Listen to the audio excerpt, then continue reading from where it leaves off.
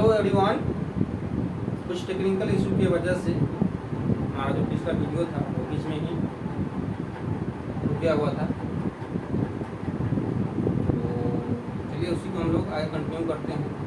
पिछले वीडियो में हम लोगों ने संविधान सभा के बारे में पढ़ा था और उसमें संविधान सभा में हम लोग संविधान सभा के द्वारा 13 समितियाँ बनाई गई हुई थी, उसके बारे में चर्चा हम लोगों ने कर लिया है।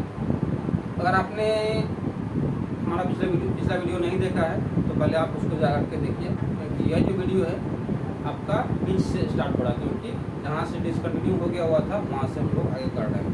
तो अगर आप डायरेक्ट इस वीडियो को देखने का प्रयास करें तो आपको हो सकता है उतना ठीक से समझ में ना आए, इसलिए हम आपको सजेस्ट करते हैं कि पहले आप संविधान सभा का जो पार्ट 1 है उसको देख लीजिए, उसके बाद इस पर आइएगा। ठीक, तो जैसा कि आप लोगों को पता हो संविधान सभा का गठन जो है 1946 में हो गया हुआ था और बैठक वगैरह सब हो गया। उसके बाद हम लोगों ने चर्चा किया था कि संविधान सभा के द्वारा कुल 13 प्रमुख समितियां बनाई गई हुई थी और उस समिति को अलग अलग टास्क दिया गया हुआ था। ठीक है, जैसे कि देखिए समझाते हैं हम आपको। मान लीजिए कोई कंपनी है, ठीक, तो कंपनी में हर बहुत सारा डिपार्टमेंट होता है।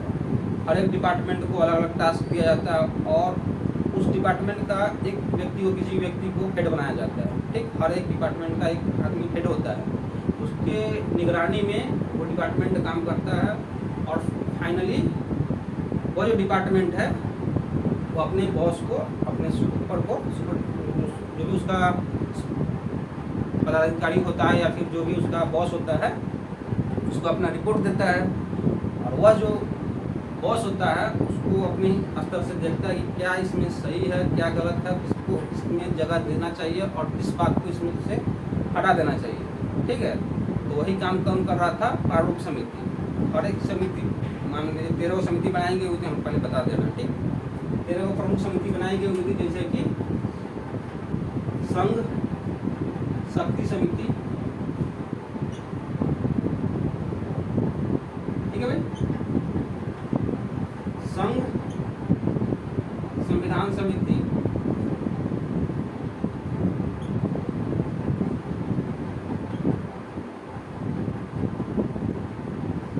प्रांतीय संविधान समिति,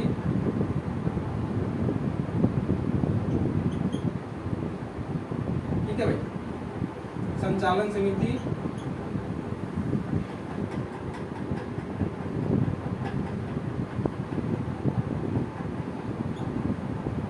ठीक है, प्रारूप समिति,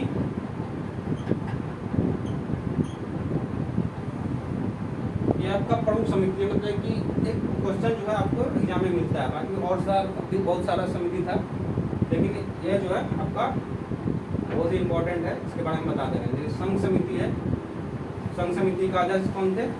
तो पंडित जवाहरलाल नेहरू।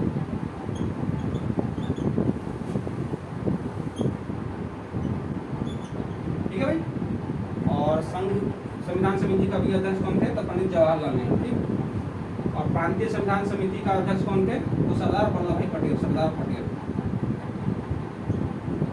वल्लभ भाई पटेल। ठीक है भाई,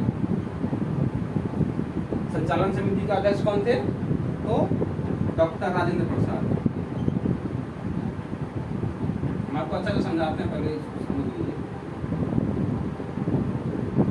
ठीक है भाई, और आपका प्रारूप समिति, प्रारूप समिति का अध्यक्ष कौन थे? तो डॉक्टर भीमराव अम्बेडकर, डॉक्टर बाबा साहब भीमराव अम्बेडकर, डॉक्टर भीमराव अम्बेडकर। ठीक है भाई, देखो तो जैसे कि मान लीजिए ये समिति को उठाइए, ठीक, या फिर इस समिति को उठाइए, या फिर इस समिति को उठाइए, या फिर किसी भी समिति को उठाइए। ठीक, तो यह एक प्रकार से समझिए कि डिपार्टमेंट है और इस डिपार्टमेंट में बहुत सारा लोग होंगे। ठीक है, बहुत सारा लोग होंगे और उसमें से एक व्यक्ति को उस डिपार्टमेंट का हेड बनाया जाए। तो जैसे कि संघ शक्ति समिति है, इसका हेड यानी कि अध्यक्ष किसको बनाया गया है? पंडित जवाहरलाल नेहरू। इस समिति का क्या काम होगा कि संघ से रिलेटेड जो भी मुद्दा होगा, ठीक है, संघ से रिलेटेड जो भी मुद्दा होगा, जो भी बात हमारे संविधान में जिन बातों को जगह दिया जाएगा, उससे रिलेटेड चीज़ों पर ये लोग R&D करेंगे, सोचेंगे, समझेंगे और अलग अलग देशों का संविधान को पढ़ेंगे और जो भी अच्छा बात उनको लगेगा उसको ये लोग एक रिपोर्ट बना करके प्रारूप समिति को देंगे। ये जो मेन समिति है ये वाला प्रारूप समिति, इस समिति को ये सारा समिति रिपोर्ट करेगा। जैसे कि भारतीय संविधान समिति है तो ये भी जो है प्रांत से रिलेटेड चीज़ों को देखेगा, R&D करेगा, जो भी अच्छा बात होगा वो रिपोर्ट बना करके वो प्रारूप समिति को देगा, ठीक है। और ये प्रारूप समिति क्या है तो बॉस वाला काम कर रहा है, बॉस का काम कर रहा है। तो इन लोगों के द्वारा दिया गया जो रिपोर्ट है उसको ये जो प्रारूप समिति है उसको ठीक से समझेगा, अपने स्तर से देखेगा इनमें से कौन सा बात जो है हमारे संविधान में इनमें से किस बात को इनमें से किन शब्दों को या किन विषयों को हमारे संविधान में जगह दिया जाएगा और किन चीज़ों को संशोधित करके जगह दिया जाएगा। एक काम किसका रहेगा तो प्रारूप समिति, ठीक है।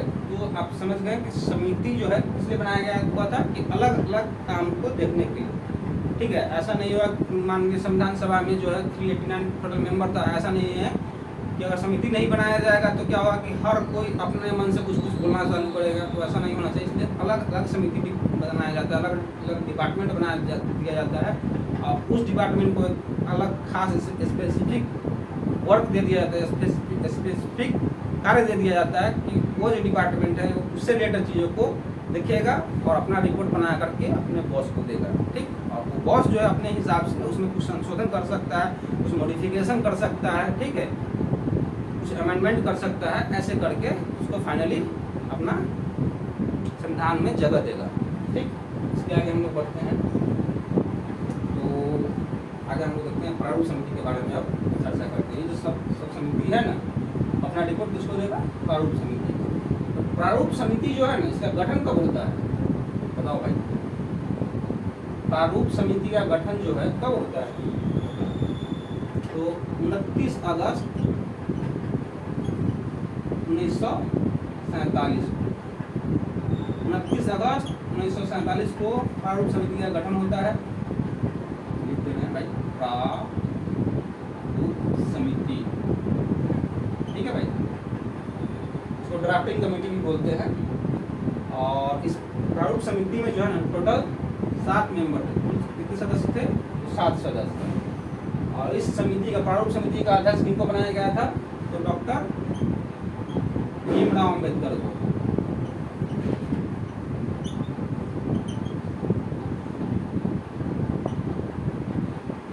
ठीक है। और इस समिति का काम क्या था कि जो भी और बाकी और समिति था उसके द्वारा जो रिपोर्ट तैयार किया जाएगा और उस रिपोर्ट को जो है ना इनको दिया जाएगा प्रारूप समिति को। और ये प्रारूप समिति उस पर अपने विजडम से काम करेगा कि कौन सा बात संविधान में जगह, किन बातों को संविधान में जगह दिया जाएगा और किन बातों को नहीं दिया जाएगा, ठीक। तो प्रारूप समिति का गठन कब होता है 29 अगस्त 1947 को। इस प्रारूप समिति में कुल 7 सदस्य होते हैं और इस प्रारूप समिति का अध्यक्ष डॉक्टर बाबा साहब भीमराव अम्बेडकर होते हैं, ठीक है। तो ये सारी बातें हो गई। उसके बाद क्या होता है कि हमारा संविधान फाइनली बन करके तैयार हो जाता है। कब वो 26 नवंबर 1949, ठीक है।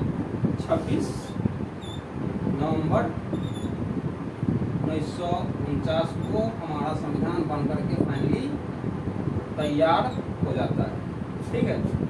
और जब 26 नवंबर 1949 को जब हमारा संविधान बनकर तैयार होता है इसमें कुल 395 अनुच्छेद होता है,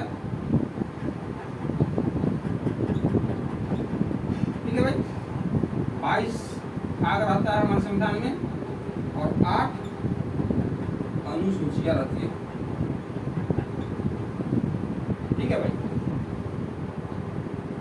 जब हमारा संविधान बनकर तैयार हुआ 26 नवंबर 1949 को हमारे संविधान में कुल 395 अनुच्छेद था, 22 भाग था और 8 अनुसूचियां थी। हालांकि अभी वर्तमान समय में अनुसूचियों की संख्या 12 हो गई, लेकिन जब हमारा संविधान बनकर तैयार हुआ था उस समय हमारे संविधान में कुल अनुसूचियों की संख्या कितनी थी तो 8 थी, ठीक है भाई।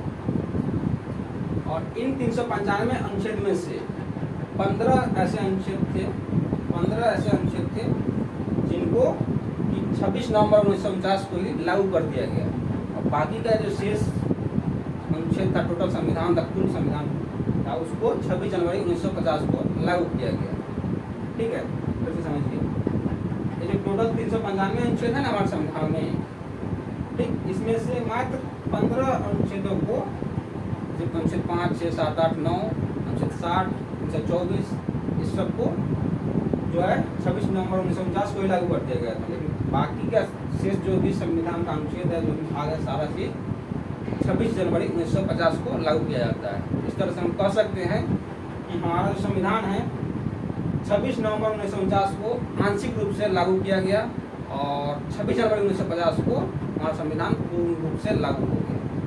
तो अब आप सोच रहे होंगे कि हमारा संविधान जो है तो बनकर के तैयार हो गया था 26 नवंबर 1949 को ही।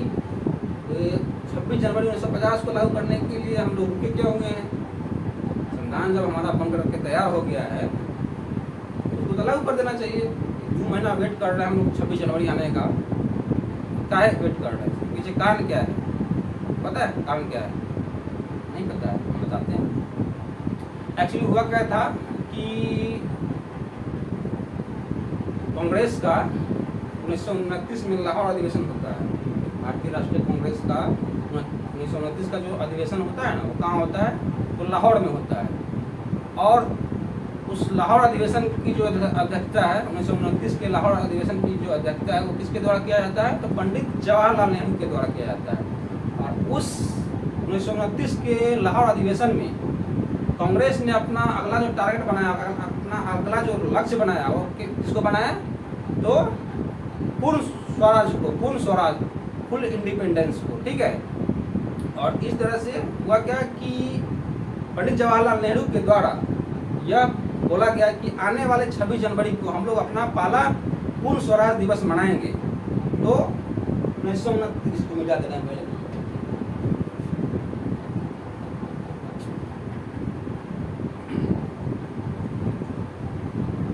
1929 के लाहौर अधिवेशन में यह घोषणा किया गया कि आने वाला, उसमें क्या घोषणा किया गया कि हमारा अगला जो लक्ष्य क्या है? तो पूर्ण स्वराज है। और इसी को एक रूप देने के लिए पंडित जवाहरलाल नेहरू ने क्या कहा कि आने वाले 26 जनवरी को हम लोग अपना पहला पूर्ण स्वराज दिवस मनाएंगे। तो अगला दिवस जो है 26 जनवरी 1930 को भारतीयों ने अपना पहला पूर्ण स्वराज दिवस मनाया। तो ये जो 26 जनवरी का महत्व जो है कम ना हो जाए, इसलिए जो है हमारा संविधान बनकर के तैयार तो हो गया था 26 नवंबर 1949 को ही, लेकिन इस दिन के महत्व को बचाने के लिए संविधान को जो है ना 26 जनवरी 1950 को लागू किया गया पूर्ण रूप से। समझ में आया? अब आगे हम लोग देखते हैं कि संविधान सभा का जो है ना अंतिम बैठक होता है आपका कब? तो 24 जनवरी 1950 को। 24 जनवरी 1950 को संविधान सभा का अंतिम बैठक होता है। और इस संविधान पूरी तरह से लागू होता है 26 जनवरी 1950 को। ठीक है, लेकिन संविधान सभा का अंतिम बैठक होता है 24 जनवरी 1950 को होता है। और इस 24 जनवरी 1950 को क्या होता है? तो डॉक्टर राजेंद्र प्रसाद को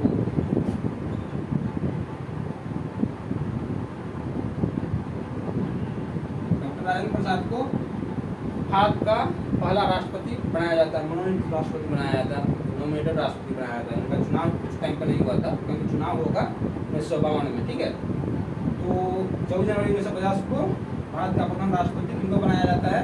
तो डॉक्टर राजेंद्र प्रसाद। इस 24 जनवरी 1950 को ही और काम होता है कि राष्ट्रगीत के रूप में वंदे मातरम को स्वीकार किया जाता है।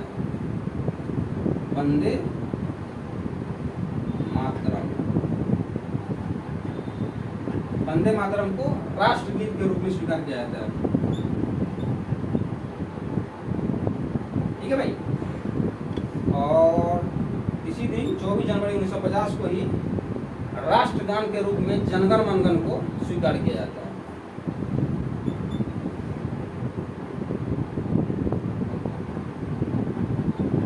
राष्ट्रगान। ठीक है भाई। संविधान सभा का जो अंतिम बैठक होता है तो 24 जनवरी 1950 को होता है। उसमें क्या होता है कि डॉक्टर राजेंद्र प्रसाद को भारत का प्रथम राष्ट्रपति बनाया जाता है, मनोनीत राष्ट्रपति। उसके बाद क्या होता है कि राष्ट्रगीत के रूप में वंदे मातरम को स्वीकार किया जाता है और राष्ट्रगान के रूप में जनगण मन को स्वीकार किया जाता है। वैसे हम आपको एक बात बता दें कि जो वंदे मातरम है, वंदे मातरम जो है वो किसके द्वारा लिखा गया है, तो बंकिम चंद्र चटर्जी के द्वारा लिखा गया हुआ है। और जनगण मन किसके द्वारा लिखा गया है, तो रविंद्रनाथ टैगोर जी के द्वारा लिखा गया हुआ है। और इसी 24 जनवरी 1950 को संविधान सभा के कुल 389 सदस्य थे, उनमें से 284 सदस्य, कुल 284 सदस्यों ने संविधान पर हस्ताक्षर किया। वैसे हम आपको एक बात और बता दें कि संविधान सभा में कुल कितने सदस्य थे, तो 389 सदस्य थे, ठीक है। लेकिन विभाजन के बाद उन 389 सदस्यों में से 90 सदस्य जो है पाकिस्तान के क्षेत्र में चले गए। पाकिस्तान जब भारत का विभाजन हो गया तो और जो सदस्य था वो पाकिस्तान के क्षेत्र में पड़ गया, तो 90 जो सदस्य है पाकिस्तान में चले गए, तो बाकी जो शेष बच गया कितना सदस्य, 299। देखिए बताते हैं 389 इसमें 389 सदस्य था संविधान सभा का। उसमें से 90 सदस्य जो है ना पाकिस्तान चला गया, तो विभाजन के बाद तो बच गया शेष कितना, 299 सदस्य। तो 299 सदस्यों के द्वारा ही हमारे भारतीय संविधान का निर्माण किया गया।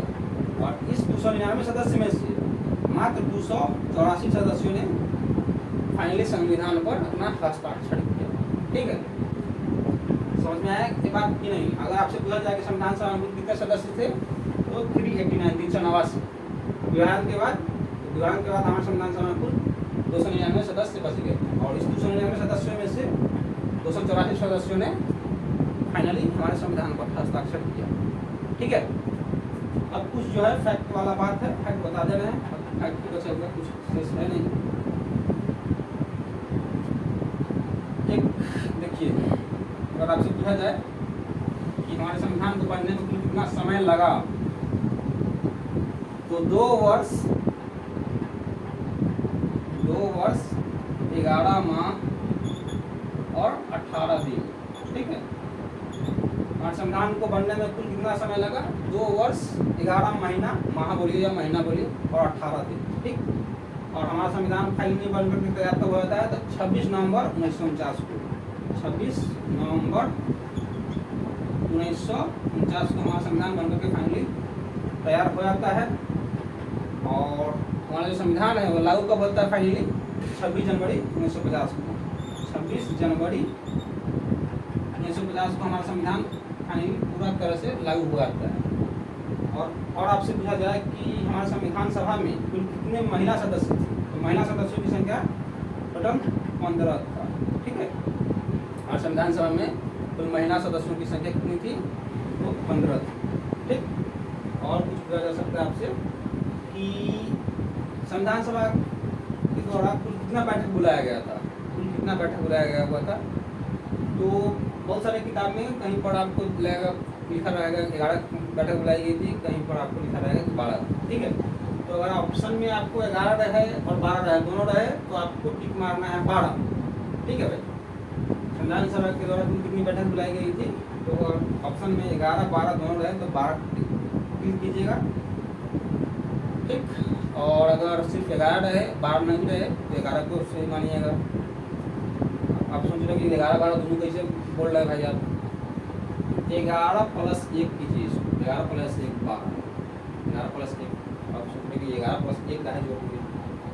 तो वैसे संविधान सभा के द्वारा कुल 11 बैठक बुलाई गई हुई थी, लेकिन 24 जनवरी 1950 को जो लास्ट बैठक होता है उसको भी अगर हम इंक्लूड करें, उसको भी अगर हम जोड़े, तो इस तरह से संविधान सभा का कुल 12 बैठक होता है, ठीक है भाई।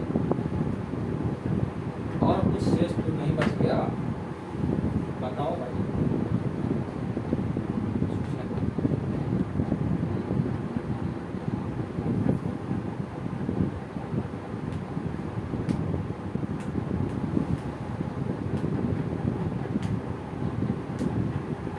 तो संविधान सभा हमारा संविधान का कंप्यूटर तैयार हो गया 26 नवंबर 1949 को, तो 2 वर्ष 11 माह 18 दिन का समय लगा। सब तो हो ही गया, आई थिंक सब हो ही गया। गया है। ठीक है भाई, तो चलिए इस वीडियो को यहीं पे एंड करते हैं। आई होप कि आप लोगों को वीडियो अच्छा लगा होगा और बातें जो है बहुत ही अच्छे तरह से समझ में आया होगा। ठीक है, अगर वीडियो अच्छा लगा है, आपको समझ में आया है, तो कमेंट बॉक्स में कमेंट करके बताइए कि आपको यह जो है वीडियो कैसा लगा, और चैनल को सब्सक्राइब कीजिए क्योंकि बहुत मेहनत लगता है। कल वीडियो शूट किए थे, उसमें क्या हुआ था कि वीडियो बीच में ही रुक गया हुआ।